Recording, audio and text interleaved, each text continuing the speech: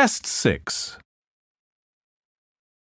You will hear a number of different recordings, and you will have to answer questions on what you hear. There will be time for you to read the instructions and questions, and you will have a chance to check your work. All the recordings will be played once only. The test is in 4 sections. At the end of the test, you will be given 10 minutes to transfer your answers to an answer sheet. Now turn to Section 1.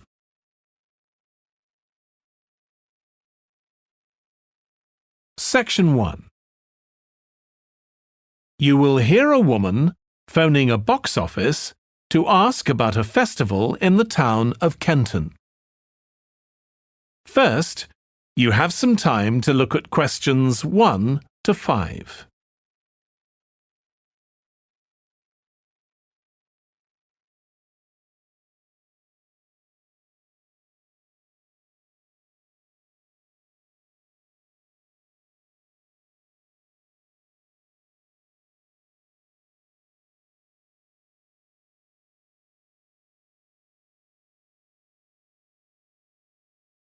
You will see that there is an example that has been done for you. On this occasion only, the conversation relating to this will be played first. Good morning, Kenton Festival Box Office. How can I help you? Oh, good morning. I'm coming to Kenton for a few days holiday next month, and a friend told me there's a festival. She gave me this number to find out about it. That's right. The festival begins on the 16th of May and goes on till the 19th. Oh, that's great. I'll be there from the 15th till the 19th. The festival starts on the 16th of May, so 16th has been written in the space. Now we shall begin. You should answer the questions as you listen because you will not hear the recording a second time. Listen carefully and answer questions 1 to 5. Good morning, Kenton Festival Box Office. How can I help you? Oh, good morning. I'm coming to Kenton for a few days holiday next month, and a friend told me there's a festival. She gave me this number to find out about it. That's right. The festival begins on the 16th of May and goes on till the 19th.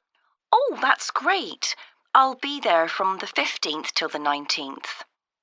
So, could you tell me the programme, please?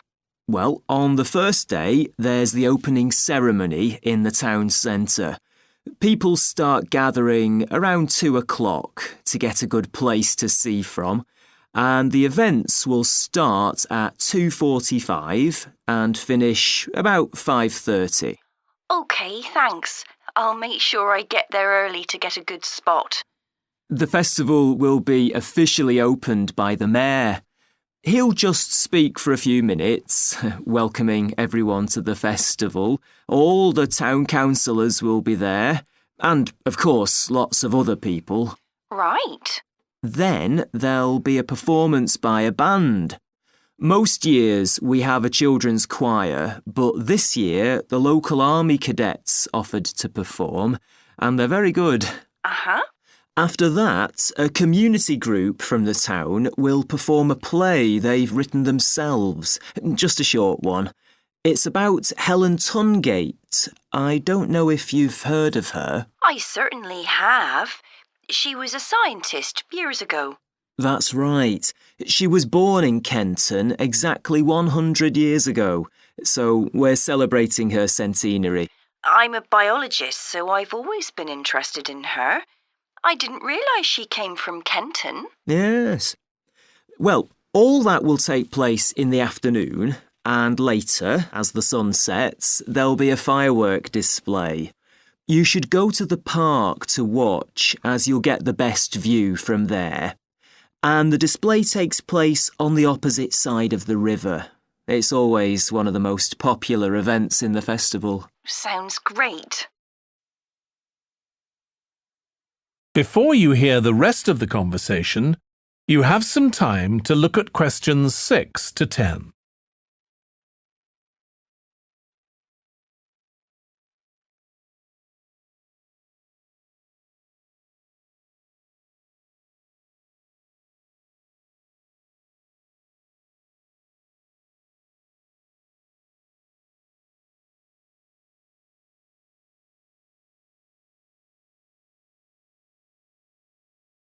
Now listen and answer questions 6 to 10. And what's happening on the other days? There are several events that go on the whole time. For example, the students of the art college have produced a number of videos, all connected with relationships between children and their grandparents. That sounds interesting. It makes a change from children and parents, doesn't it? Exactly. Because the art college is in use for classes throughout the festival, the videos are being shown in Handsworth House. How do you spell the name? Handsworth.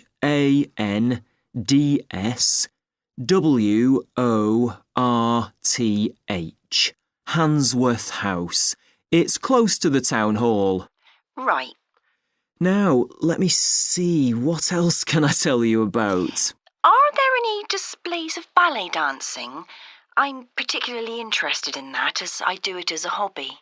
There isn't any ballet, I'm afraid, but there'll be a demonstration of traditional dances from all round the country. Well, that'd be nice.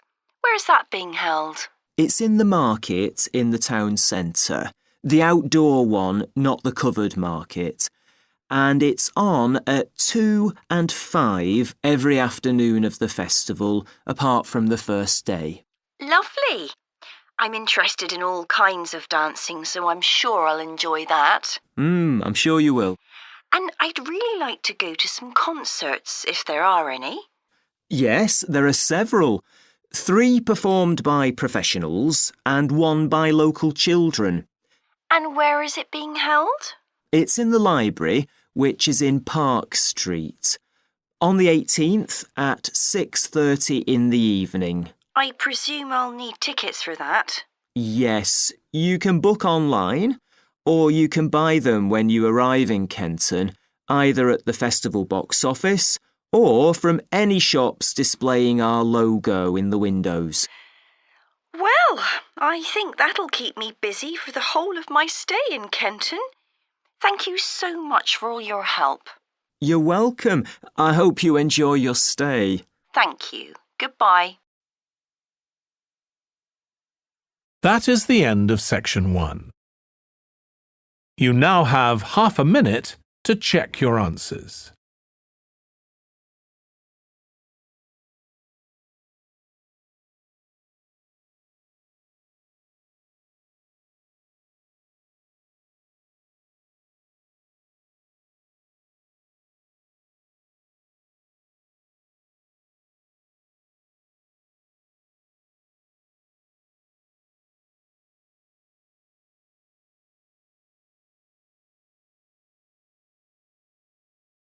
Now turn to section 2.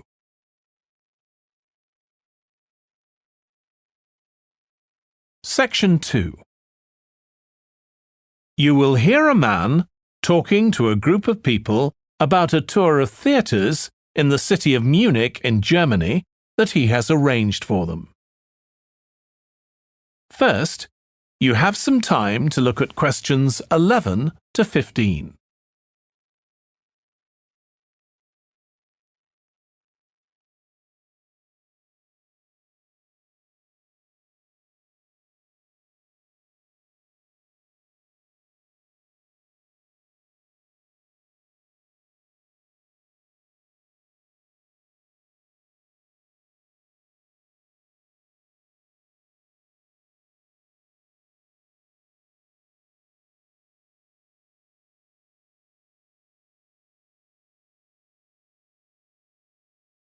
Now listen carefully and answer questions 11 to 15.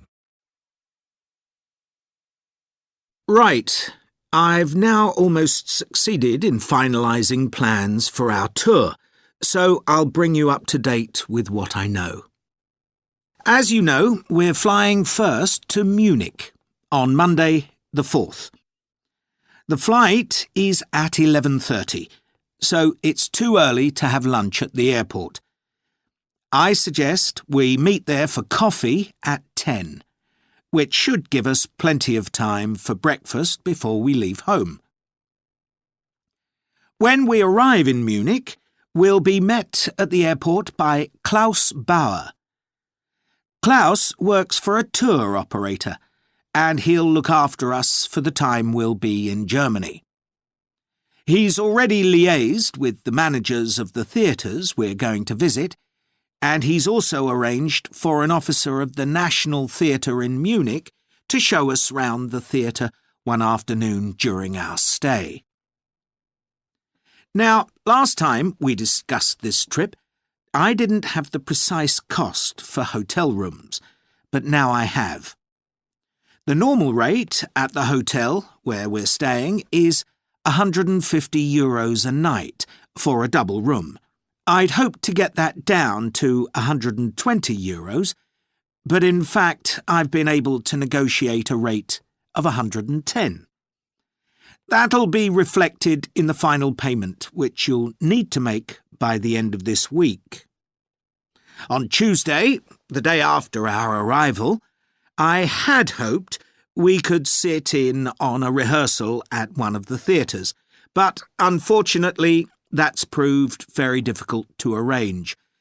So instead, we'll have a coach trip to one of the amazing castles in the mountains south of Munich. On Tuesday evening, we'll all have dinner together in a restaurant near our hotel.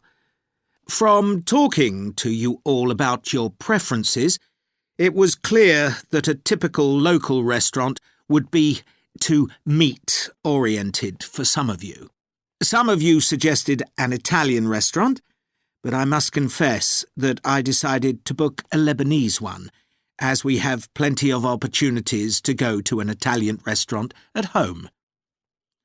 On Wednesday afternoon, the director of the play we're going to see that evening will talk to us at the theatre. She'll describe the whole process of producing a play, including how she chose the actors, and, as the play we're going to see is a modern one, how she worked with the playwright. Before you hear the rest of the talk, you have some time to look at questions 16 to 20.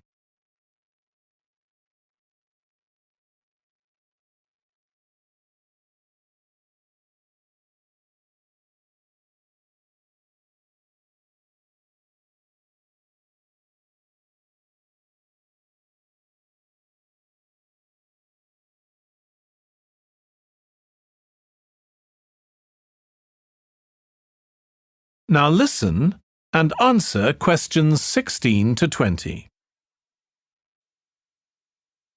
Right. Now I'd just like to make a few points about the plays we're going to see, partly because it might influence your choice of clothes to take with you. The play we're seeing on Wednesday evening is a modern one, and we're going to the premiere, so it'll be quite a dressy occasion, though of course you don't have to dress formally. I gather it's rather a multimedia production, with amazing lighting effects and a soundtrack of electronic music, though unfortunately the playwright is ill and is unlikely to be able to attend. On Thursday, we're seeing a play that was first performed last year, when it was commissioned to mark 100 years since the birth in the town of a well-known scientist. We're going to see a revival of that production, which aroused a lot of interest. Friday's play will really make you think hard about what clothes to pack, as it'll be in the garden of a palace. It's a beautiful setting, but I'd better warn you, There won't be much protection from the wind. On Saturday, we're going by coach to a theatre in another town, not far from Munich. This will be the opening of a drama festival, and the mayor and all the other dignitaries of the town will be attending. After the performance, the mayor is hosting a reception for all the audience, and there'll be a band playing traditional music of the region. And after having a day off on Sunday, our final play is on Monday, and it's in the stunning setting of the old town hall, which dates back to the 14th century. The performance marks the 50 years that the lead actor has been on stage, and the play is the one where he made his first professional appearance all those years ago. And the day after that, we'll be flying back home. Now, have you got any questions before I move? That is the end of section 2. You now have half a minute to check your answers.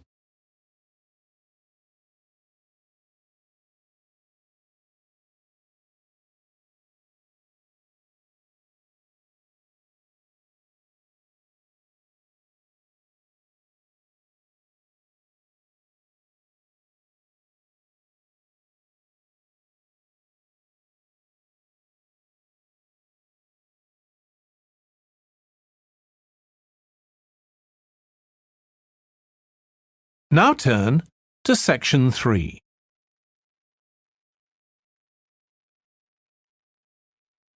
Section 3. You will hear James, who is in the Scandinavian Studies department at his university, talking to his tutor, Beth. First, you have some time to look at questions 21 to 25.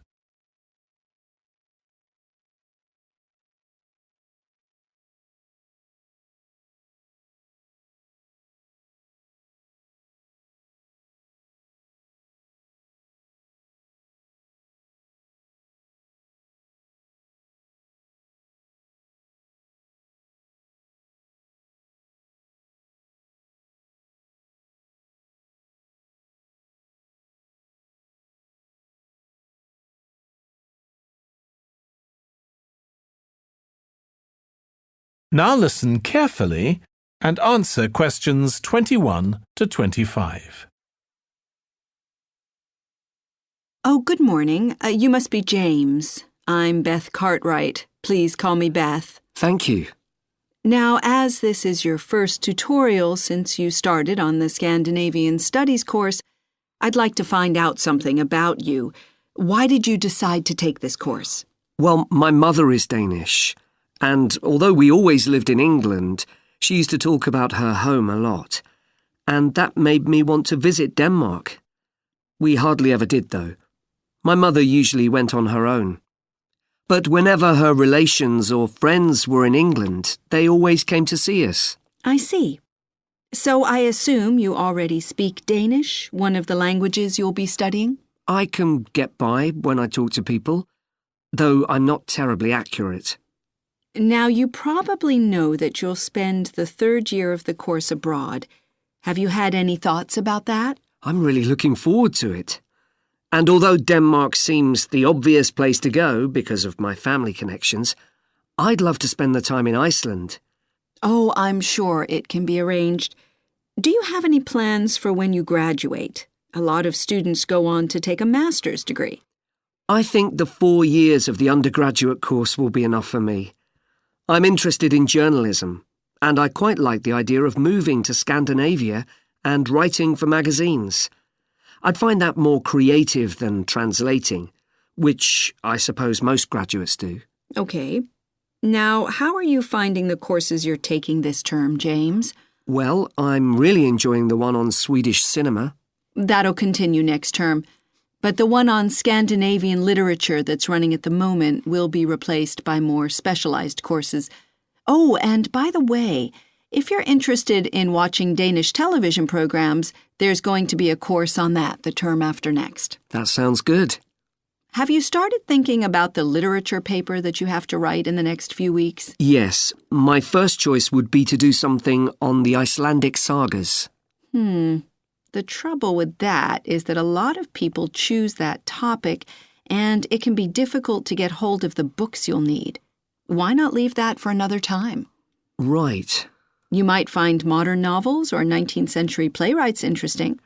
I've read or seen several plays in translation, so that would be a good idea.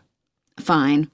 I'll put you down for that topic. Right, so what would you advise me to aim at in the paper? First, I suggest you avoid taking one writer and going into a great deal of detail. That approach certainly has its place, but I think you first need to get an understanding of the literature in the context of the society in which it was produced, who it was written for, how it was published, and so on. I also think that's more fruitful than placing it within the history of the genre. Okay, that sounds reasonable.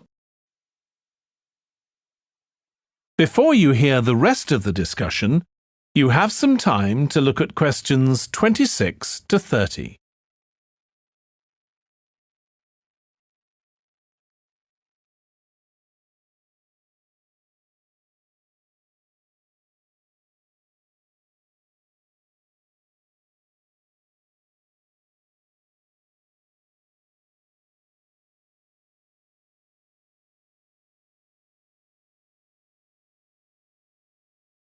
Now listen and answer questions 26 to 30.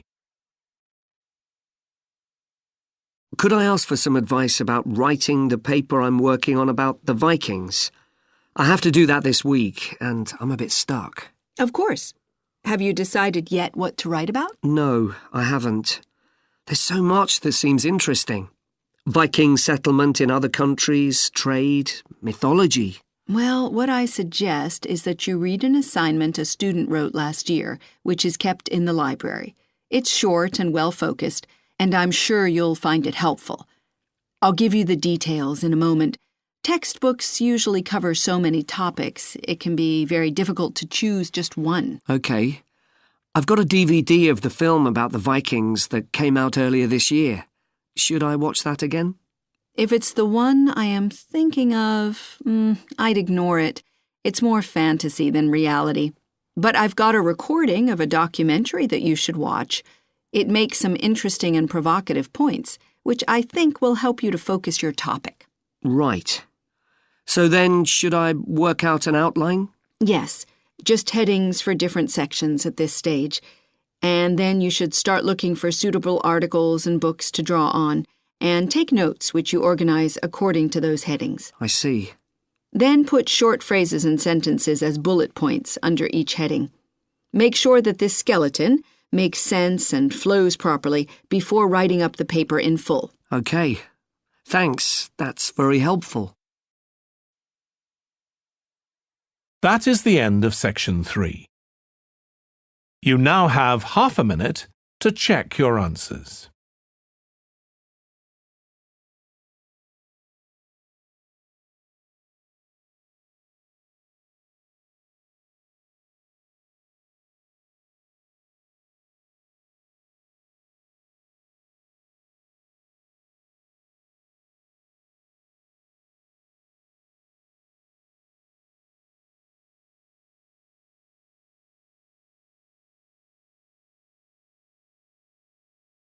Now turn to section 4.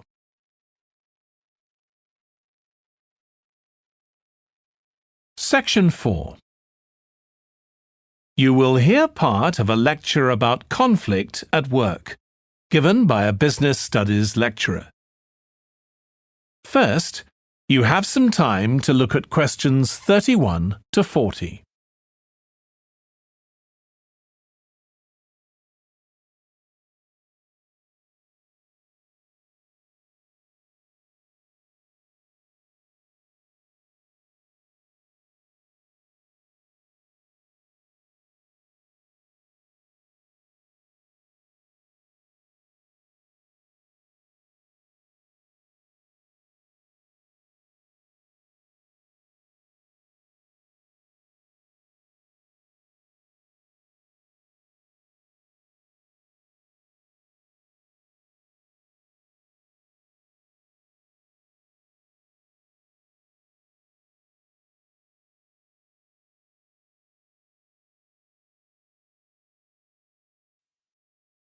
Now listen carefully and answer questions 31 to 40. Over the years, attitudes towards workers have changed considerably. After all, there was a time when workers had no rights at all and laboured in appalling conditions. Conditions have improved a lot, but conflict in the workplace is still common, and human resources managers nowadays need to be able to deal with it when necessary. What is conflict in the workplace?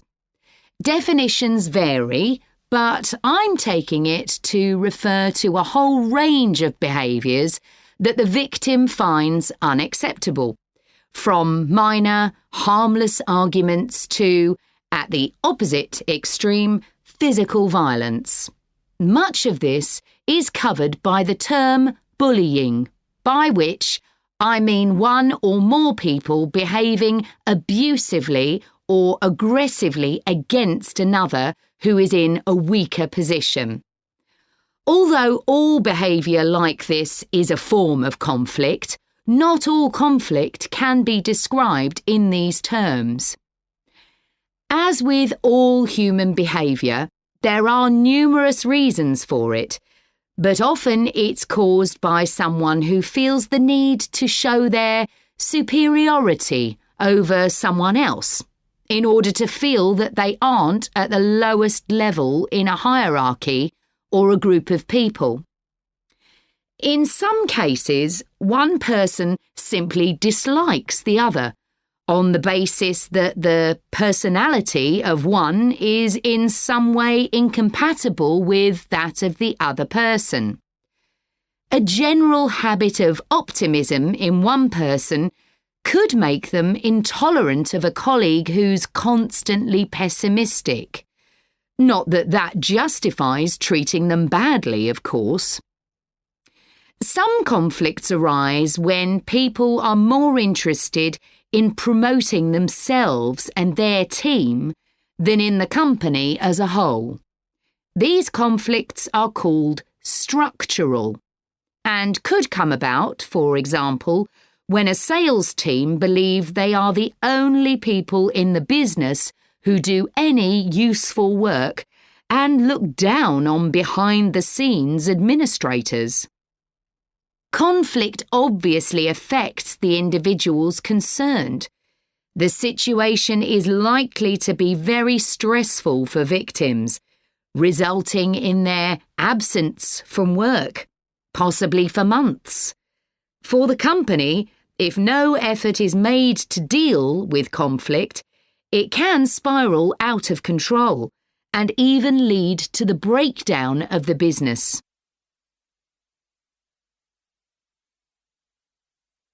Some interesting work with chief executives, CEOs, has uncovered some of the reasons why they may treat colleagues badly. Many CEOs combine two opposing characteristics: confidence, that is, the belief that they're capable of great achievements, with a high level of anxiety, a fear of missing targets, whether set by themselves or by the directors of the company. This combination can make them respond badly to anyone who questions their decisions. In a high-pressure work environment, such characteristics become problematic, and it's particularly difficult to tackle the situation where colleagues, managers, and board members are all trying to achieve their own visions. When they can't agree on strategic issues and on where they see the business going, there are real problems.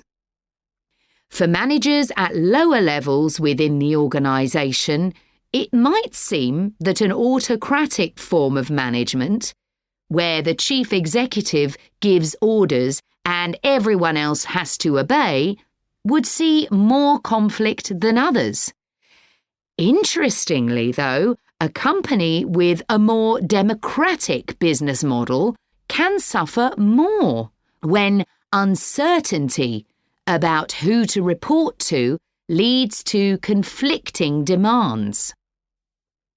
Now I'll say a little about dealing with the type of conflict that has harmful effects. Of course, the ideal is to prevent it arising in the first place.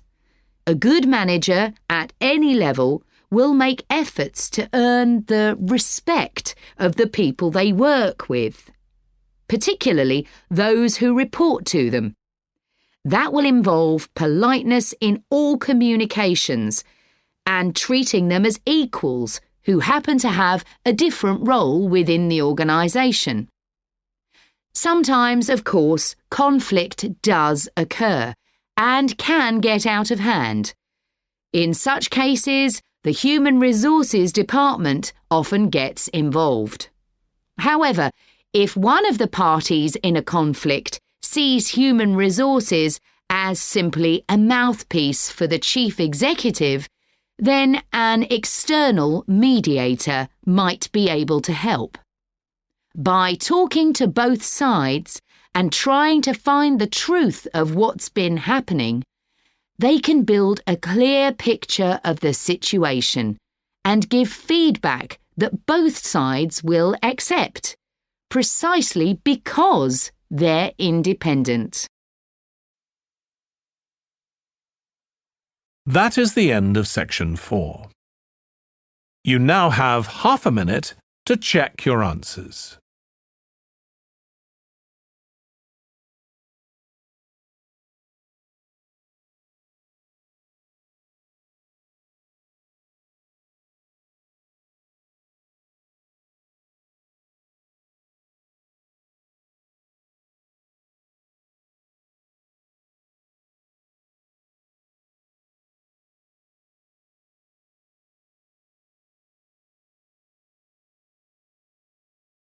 That is the end of the listening test.